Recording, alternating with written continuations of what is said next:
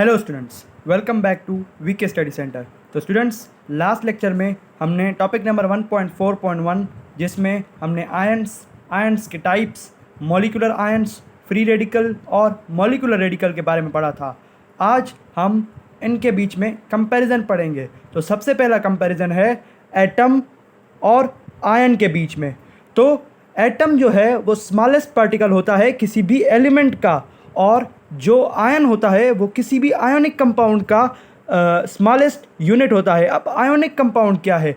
जिस भी कंपाउंड में किसी भी एलिमेंट्स के आयंस प्रेजेंट हो उससे हम कहते हैं ionic compound. Atom can not and can exist independently and take part in chemical reaction. Atom individually independent रह सकता है और किसी एलिमेंट के साथ भी रह सकता है और किसी भी केमिकल रिएक्शन में हिस्सा भी ले सकता है। आयन जो है वो कभी भी आज़ादी से यानी कि इंडिपेंडेंटली नहीं रह सकता, क्योंकि उसके पास पॉजिटिव, फॉर एग्जांपल किसी भी आयन के पास पॉजिटिव चार्जेस यानी कि केटायन है, तो वो अगर नेचर में इंडिपेंडेंटली रहेगा तो उसको किसी न किसी से बॉन्ड बनाना पड़ेगा, क्योंकि उसमें फॉर एग्जांपल एक प्रोटॉन ज़्यादा है और सामने वाले एलिमेंट में एक इलेक्ट्रॉन ज़्यादा है, तो वो प्रोटॉन की लेन देन करके आयन नहीं रह जाएगा, वो एक सिंपल स्टेबल कंपाउंड बन जाएगा। इसलिए आयन कभी भी इंडिपेंडेंटली एग्जिस्ट नहीं कर सकते। एटम जो है वो इलेक्ट्रिकली न्यूट्रल है। अब न्यूट्रल किस तरह? कोई भी एटम है उसके अंदर हमेशा सेम नंबर ऑफ प्रोटॉन और इलेक्ट्रॉन होंगे, इसलिए उस पर कोई भी चार्ज नहीं होगी। जिस एटम पर कोई भी चार्ज नहीं होती उसे हम कहते हैं न्यूट्रल, इलेक्ट्रिकली न्यूट्रल, यानी कि उस पर कोई भी चार्ज नहीं होती है। आयन तो आपको पता ही है, आयन पर कभी ना कभी या फिर नेगेटिव या फिर पॉजिटिव, इन दोनों में से एक चार्ज ज़रूर होती है।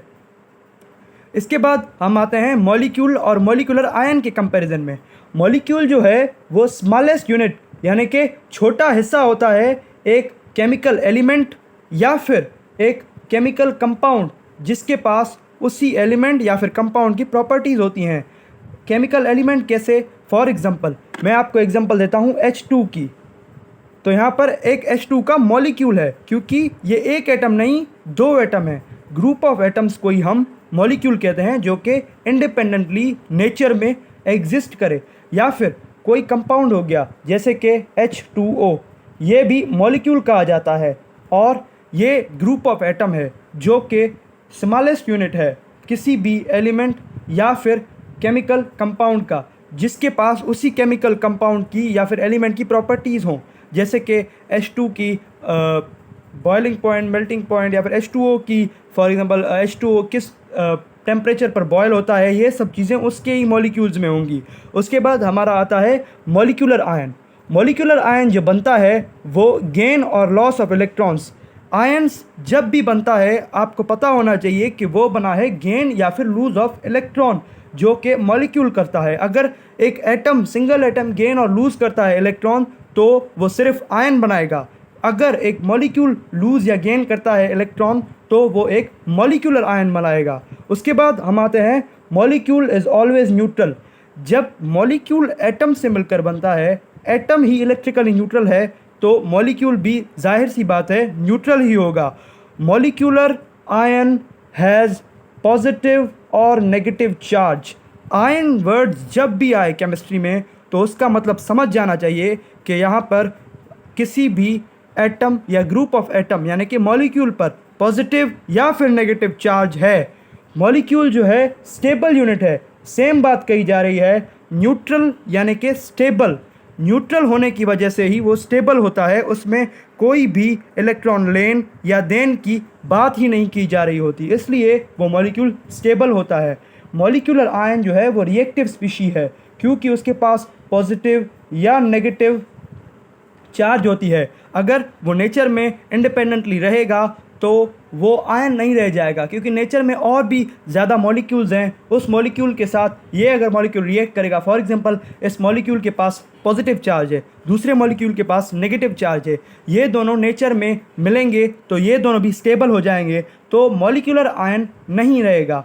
मॉलिक्यूल जो है वो formed by combination of atoms. हमें जी पता है कि एटम जो है मिलकर एक मॉलिक्यूल बनाता है, और जो मॉलिक्यूलर आयन है वो आयनाइजेशन ऑफ अ मॉलिक्यूल। अब आयनाइजेशन क्या है? The process of making ion, जो भी प्रोसेस होता है आयन को मेक करने का। अब आयन बनता कैसे है? आयन कुछ इस तरह से बनता है जैसे कि मैं यहाँ पर फॉर एग्ज़ाम्पल एक सोडियम का एटम लेता हूँ, या फिर हम मिसाल देते हैं N2 की, यानी कि नाइट्रोजन का एक मॉलिक्यूल लेता हूँ। तो अगर इसमें मैं अगर एनर्जी अप्लाई करूँ तो इसमें से इलेक्ट्रॉन रिलीज़ होंगे क्या? क्योंकि वो एक्साइट हुए थे। एक्साइटेड स्टेट में वो क्या करेंगे? शेल से एस्केप कर जाएंगे। एस्केप करने के बाद इस N2 मॉलिक्यूल पर अगर एक इलेक्ट्रॉन निकल आया है तो हम कहेंगे कि इस पर +1 चार्ज है, क्योंकि इसमें एक प्रोटॉन बढ़ गया। पहले तो प्रोटॉन और इलेक्ट्रॉन का नंबर सेम था, मगर इस पर अब एक प्रोटॉन ज़्यादा है तो हम कहेंगे +1। प्लस इसलिए क्योंकि प्रोटॉन का चार्ज प्लस होता है। अब हम आते हैं आज के लास्ट कंपैरिजन पर, एक आयन और एक फ्री रेडिकल के बीच में कंपैरिजन। आयन जो हैं वो एटम होते हैं जिन पर पॉजिटिव या फिर नेगेटिव चार्ज होती है, और फ्री रेडिकल जो हैं वो भी एटम होते हैं पर उनके पास ऑड नंबर यानी कि 21 नंबर के अनपेयर्ड इलेक्ट्रॉन होते हैं। मैंने आपको पिछले लेक्चर में ही बताया था कि इलेक्ट्रॉन जो हैं वो इवन यानी कि 2 नंबर जैसे कि 2, 4, 6 इन किस्म के नंबर्स में एटम के शेल में प्रेजेंट होते हैं, पर उनके पास अगर ऑड यानी कि फॉर एग्जांपल एक पेयर टूट जाए यानी कि एक इलेक्ट्रॉन किसी भी वजह से एस्केप हो जाए तो उसे हम कहेंगे कि ये अनपेयर्ड इलेक्ट्रॉन है, इसलिए उस एटम को हम कहेंगे फ्री रेडिकल। आयन जो हैं वो क्रिस्टल और सॉल्यूशन फॉर्म में मिलते हैं। सॉल्यूशन की फॉर्म में किस तरह? जैसे कि HCl है, अगर इसकी हम हाइड्रोलाइसिस कराएं, hydrolysis process is a process जिसमें पानी की मदद से किसी भी कंपाउंड को तोड़ा जाए, ब्रेक किया जाए, उसे हम कहते हैं हाइड्रोलाइसिस। हाइड्रोलाइसिस में इलेक्ट्रिसिटी का इस्तेमाल होता है और उसमें जो है वो कंपाउंड पॉजिटिव और नेगेटिव टर्मिनल्स में टूट जाता है। फ्री रेडिकल्स जो हैं वो exist in air and solution. अब एयर में कैसे फ्री रेडिकल्स एग्जिस्ट करते हैं? फ्री रेडिकल्स जो हैं वो कुछ इस तरह से बनते हैं। फॉर एग्जांपल वो एयर में अगर मौजूद हैं तो एयर में उनको धूप लगेगी यानी कि हीट एनर्जी। अब हमें पता है कि सन से यूवी रेडिएशंस निकलते हैं। अब यूवी रेडिएशंस जब किसी भी एटम पर टकराएंगे, जैसे कि यहाँ पर सन है तो यहाँ से यूवी रेडिएशंस आ रहे हैं, यूवी रेडिएशंस। तो अगर ये हाइड्रोजन को टकराएंगे तो हाइड्रोजन के पास जो पेयर्ड इलेक्ट्रॉन होंगे वो टूट जाएंगे यानी कि अलग-अलग हो जाएंगे। तो ये H2 है वो कुछ इस तरह H डॉट यानी कि फ्री रेडिकल बन जाएगा। अब फ्री रेडिकल बन जाएगा तो ये एयर में ही एग्जिस्ट करेगा या फिर किसी सॉल्यूशन में। सॉल्यूशन से मेरी मुराद सेम ही एग्जांपल है HCl की। फॉर एग्जांपल अगर हम HCl को हाइड्रोलाइसिस कराएं यानी कि किसी भी बीकर में अगर हम बैटरी के 2 टर्मिनल अटैच कर दें और उसमें HCl, उस सॉल्यूशन में HCl डाल दें यानी कि हाइड्रोक्लोरिक एसिड डाल दें, तो हाइड्रोक्लोरिक एसिड बिजली की वजह से टूट जाएगा और टूटने की वजह से H प्लस और Cl माइनस अलग हो जाएंगे और जो नेगेटिव टर्मिनल होगा वहाँ पर हाइड्रोजन अटैच हो जाएगा और जो पॉजिटिव टर्मिनल होगा वहाँ पर क्लोरीन अटैच हो जाएगा। इसी तरह फ्री रेडिकल्स जो हैं वो सॉल्यूशन और एयर में एग्जिस्ट करते हैं। Ions are not affected by the presence of light. Light से आयंस को कोई भी अफेक्ट नहीं पड़ता। फ्री रेडिकल्स को जो है वो अफेक्ट पड़ता है, क्योंकि फ्री रेडिकल्स बनने से पहले वो फ्री रेडिकल्स पहले तो एटम ही थे ना।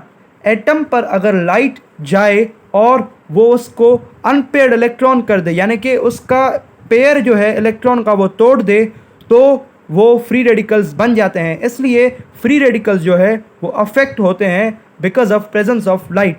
Students, thank you so much. आज का हमारा लेक्चर यहाँ पर ही ख़त्म होता है। मुझे पता है कि आगे हमें मॉलिक्यूल्स के टाइप दिए गए हैं, पर हमने प्रीवियस लेक्चर में मॉलिक्यूल्स के टाइप्स डिस्कस किए हैं। तो स्टूडेंट्स, आज का लेक्चर यहीं पर ख़त्म होता है और हमारे चैनल को सब्सक्राइब कीजिए और हमारी वीडियोस को लाइक कीजिए ताकि हम आगे आने वाले टॉपिक्स के लिए आपके लिए लेक्चर ला सके। Thank you so much.